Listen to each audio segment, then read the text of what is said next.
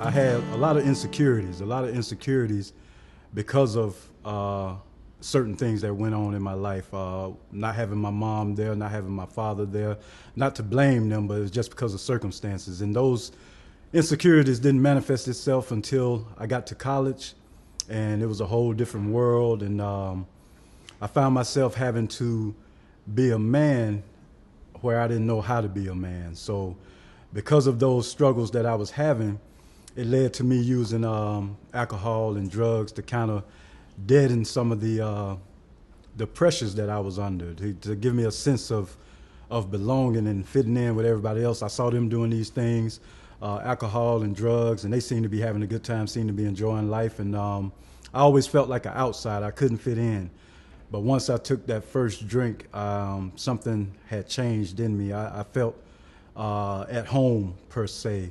And one thing led to another. I went from drinking to smoking a little bit of marijuana here and there, and then that led into using cocaine here and there, and that led into selling cocaine and various drugs to make money because I was struggling financially. From there, that led into me using the drugs that I was selling, and which, just increased my habit. I was always in school the whole time. I graduated from the University of Alabama in Tuscaloosa.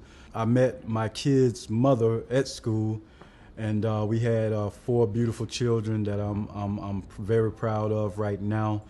And once I graduated, I left and moved to Birmingham, Alabama, and started my work career.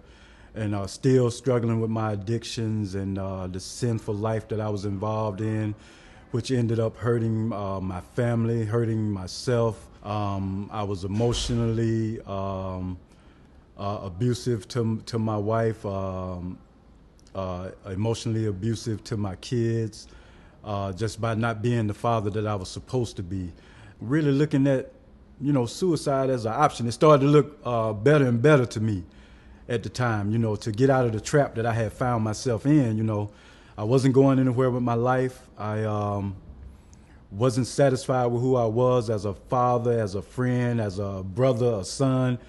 Anything that I looked at, it had turned out completely opposite of who I had, the picture of who I was in my mind. It turned out to be completely opposite. So what happened was I saved up a little money, and I spent all that money on a plane ticket to Chicago.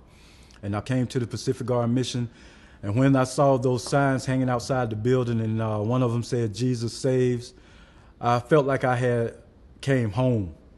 And I came to the mission and joined the Bible program. And from there, I believe, is where I really got saved. My grandmother, who raised me, Eliza Moss, a God-fearing, wonderful woman who raised me, she took me to church every day and every Sunday. And I grew up in the church, me and my brother and a couple of other my family members that she raised. So I knew about God, I knew about Jesus, I knew who they were. But the thing is, I didn't have a personal relationship with them. And when I came to the Pacific Guard mission, I really came to know Jesus and accept him as my Lord and Savior. And I believe that even though I knew about God before being raised by my grandmother, I believe that I received salvation and justification when I came to the Pacific Guard mission, because that's when I really developed a relationship with my Lord and Savior Jesus Christ. And that was 3 years ago. And my life has completely changed. And it's hard to even put it into words because it seems like only yesterday and it's been 3 years. But since I've come to the mission, since I've developed a relationship with my Lord and Savior, I can honestly say that every day has been better than the last day. And that's still going on to this day, and it hasn't stopped, and that's been 3 years right now.